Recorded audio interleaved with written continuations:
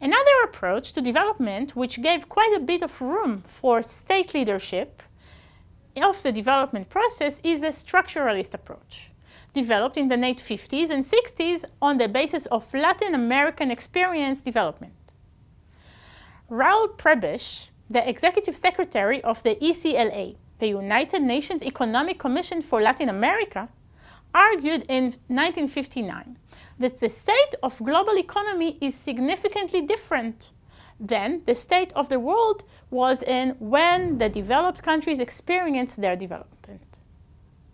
Hence, in order to develop and become economically stronger, the economies of Latin America need to protect their national industries and allow them to develop without outside competition.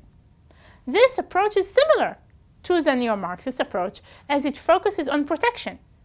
But the protection is from international competition, not from international monopolies and capitalist economic order, as argued by the neo-Marxist theorists.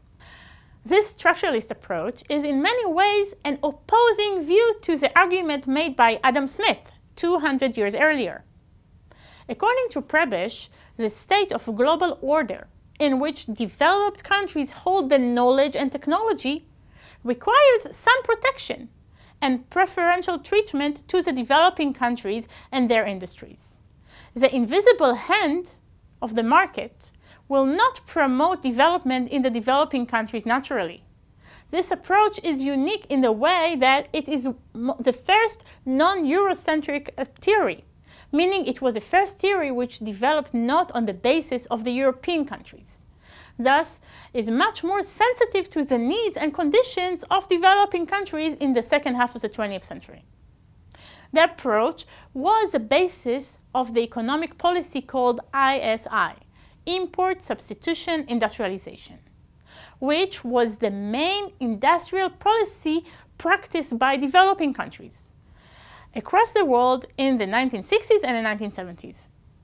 The main idea of the ISI is that governments need to protect their borders from incoming goods, which could compete with local industries, in order to allow these industries to grow and develop and eventually compete in the world economy. This approach went strongly hand in hand with a nationalist political view of many newly independent countries, which aimed to develop a system which is not based on colonial economic structure or the colonizers themselves. Okay. We will discuss this approach and its shortcomings in the development economics course at the Glocal program. We will see what caused this approach to lead in many ways to the debt crisis of the 1980s. Yet another leading development theory, which was developed on the basis of the experience of Latin American countries, is a dependency theory, or theorists. One of the main advocates was Andre Gunder Frank, and his influential paper, Development of the Underdeveloped, published in 1966. In the paper, he called against the assumption that developing countries today should follow the same historical path taken by industrial nations.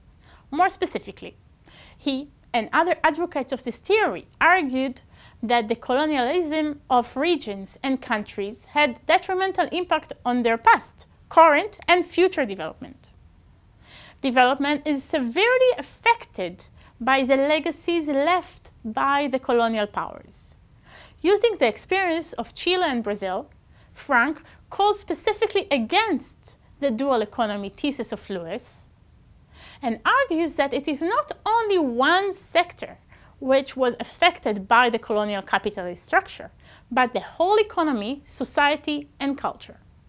According to Frank, under this framework, local farmers were exploited by local and regional merchants who bought their produce cheaply and sold it more expensively in cities and towns. The workers in these urban centers were then exploited by the colonial powers, being employed in difficult conditions. Additionally, the state as a whole suffered from the extraction of resources, diversion of the economy to benefit the colonizer, and other negative implications to society and economy, which we will discuss in the next session.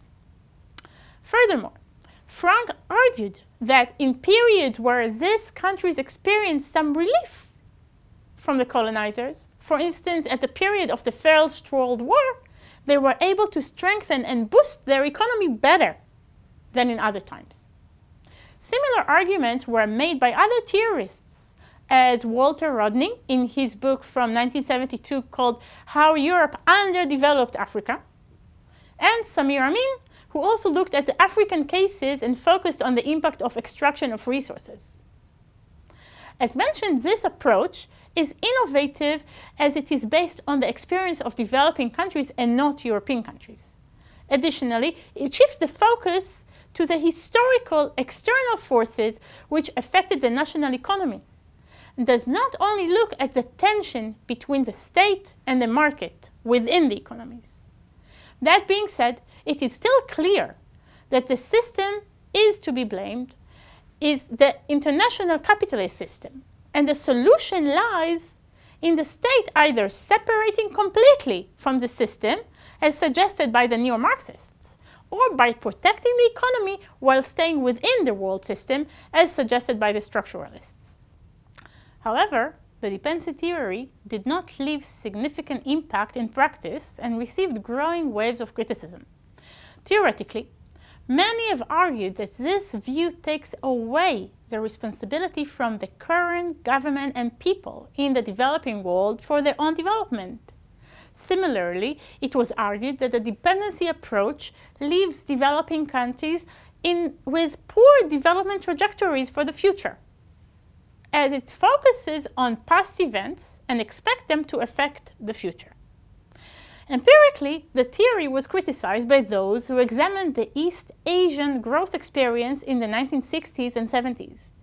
The advocates of the critique asked how come these Asian countries, which suffered similar detrimental effects from colonialism for dozens of years, managed to overcome these challenges and experience such an impressive growth trend, which also led to improvement in their people's living standards.